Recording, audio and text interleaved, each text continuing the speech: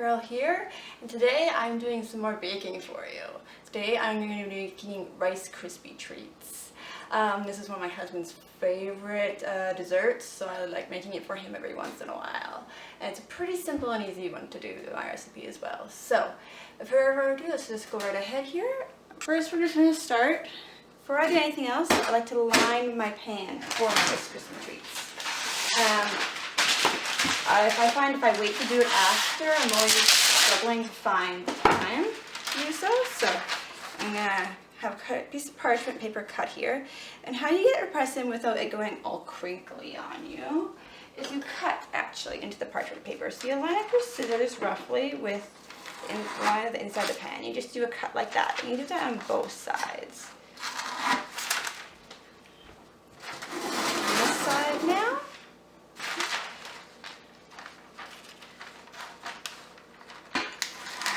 Really neat trick I actually learned too long ago, and I've been using it ever since. See, now when you go to do that, it just goes right in. Nice, simple, and easy. There you go. Not hard at all. And then that's done, we're going to go over to the stove and we're going to start making these Rice Krispie treats. There we go. So, first of all, what we need to do is obviously turn our pot on. We just want it on a medium heat. So we don't want it too high. And the first thing we're going to do is we're going to just melt our butter. So I am actually doing a double recipe here. When I make this single recipe, it just goes into a smaller square pan, but I like making the bigger one because I get more bang for my buck, basically.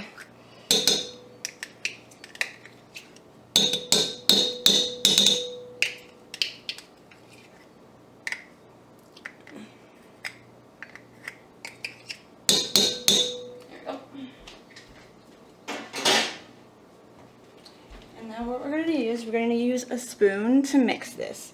Now we want the butter to turn to a nice golden brown color. So we're going to get this all melt. And so I'm using a block, a block, whatever you want to call it, of butter.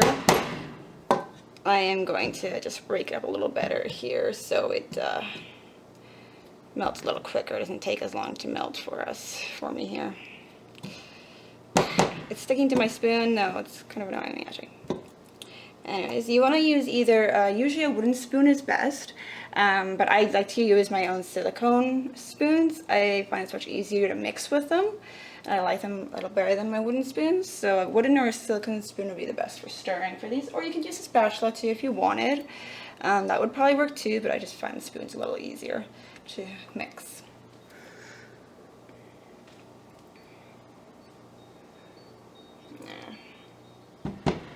Give that a minute.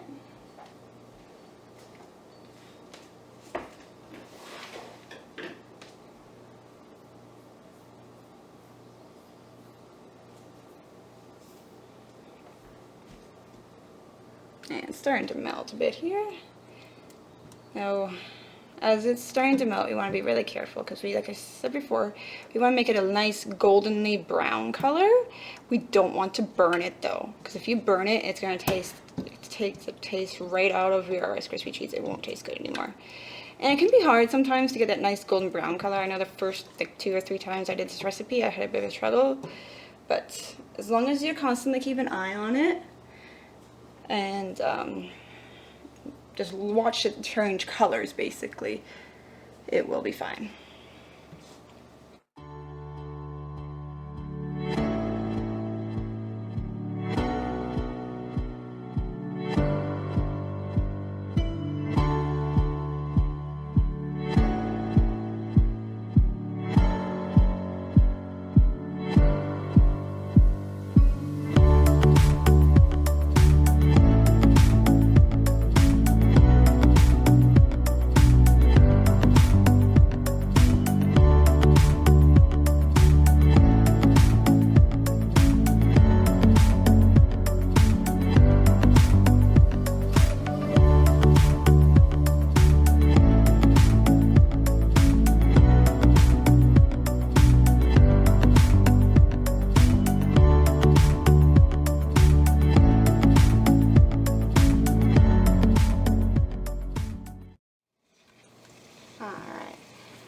see, I don't know if you can see too well there.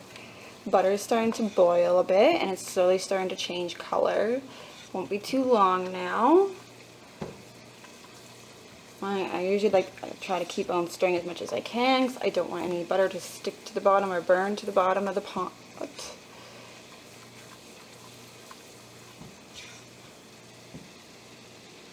It's almost there, almost there. We're so close.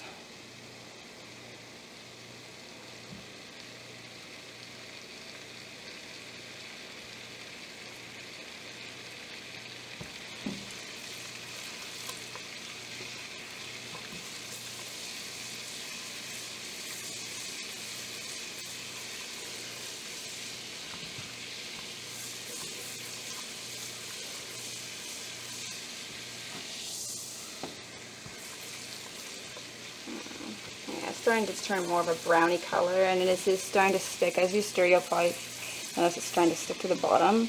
And this is about the right time to take it off, I find, when you start to feel that stick more and more of the bubbling. And it's turning, because if you wait too long until it's all more of a browny color, I find it starts to burn a bit. You still want that yellowy color in there. You want a yellowy brown color. So what we're going to do, we're going to move from heat right now. And we're just going to turn our element down a little bit, but we're going to keep it on because we are going to put it back on the heat after. So what next we gotta do is add our vanilla, salt, and marshmallows. Oopsies. I put a little too much vanilla in there. That's my bad, but it's not the end of the world. If anything, it's just going to have more of a vanilla-y taste to it, that's all.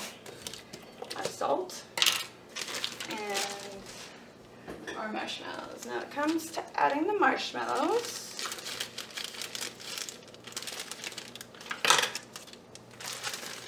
You want to put all the marshmallows in, but a little bit. And there is a reason why we do that. And I'll explain that after.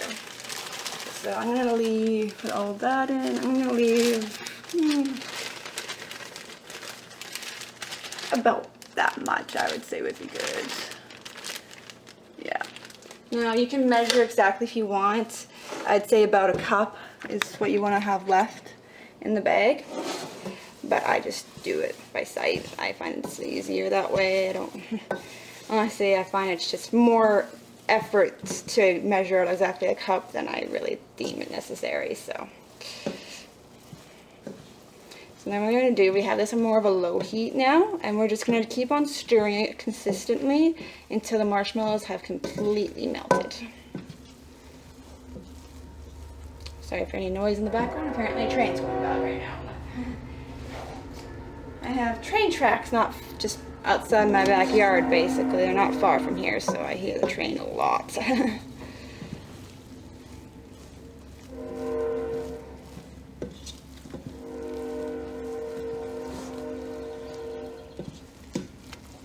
Those are melting nice and good.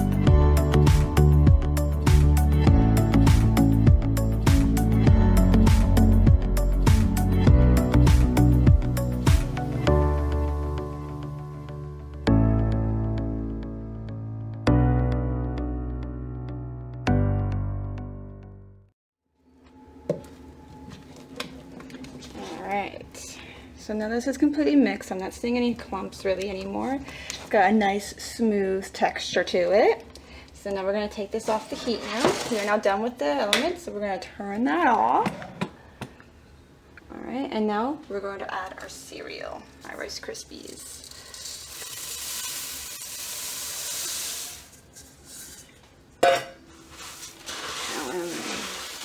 mix it all together. The crunchy noise the cereal makes when you mix this. Snap, crackle. Oh.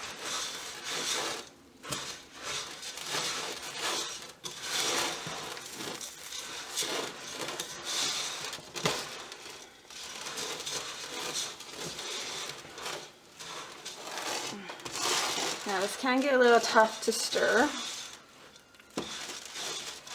For this part, I would not recommend a spatula, simply because the spatula probably would bend a lot. Definitely a spoon, whether it be wooden or silicone, either way works. And that's a pretty good mix. Now we're going to add the last of our marshmallows.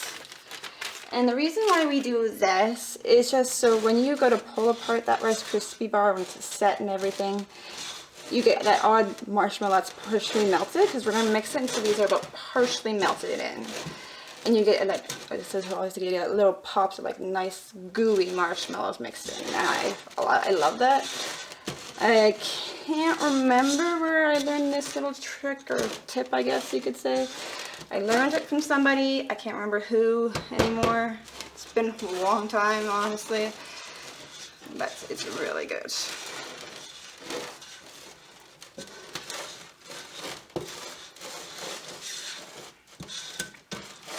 Getting harder to stir too, because as it's starting to cool, it'll get hard to stir.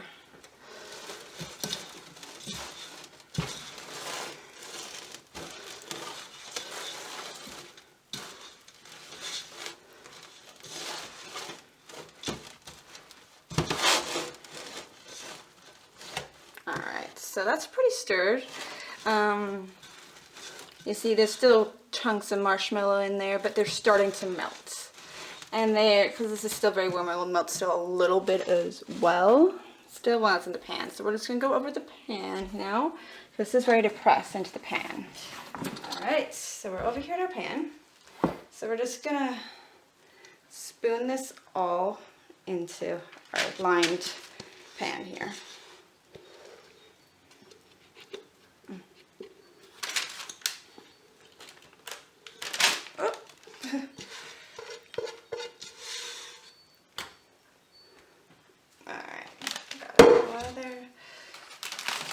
Sometimes this happens, it falls a bit much. Okay, so spoon, it's got gooiness all over it. I'll just take the parchment paper and just kind of scrape out what I can. I don't always get all of it, but it's more than enough. So what we're going to do, to avoid getting your hands stuck to the Rice Krispie treats, what I like to do is I take some Pam. And I spray it on my hands. Just rub my hands together. Do a little more. And this prevents it, see, from sticking on my hands. Really awesome. Oopsies, I tore my parchment paper. It happens sometimes. Depending how the Rice Krispie treat goes into the pan, the parchment paper will tear. But you see how the chunks of marshmallow, it's just going to it's going to be basically like pockets of yummy gooiness that you'll bite into when you're eating the Rice Krispie treat. It just adds that little bit of extra to it. Alright, that's good and pressed. So now we're going to let this set. You can either let it set out on the counter or in the fridge.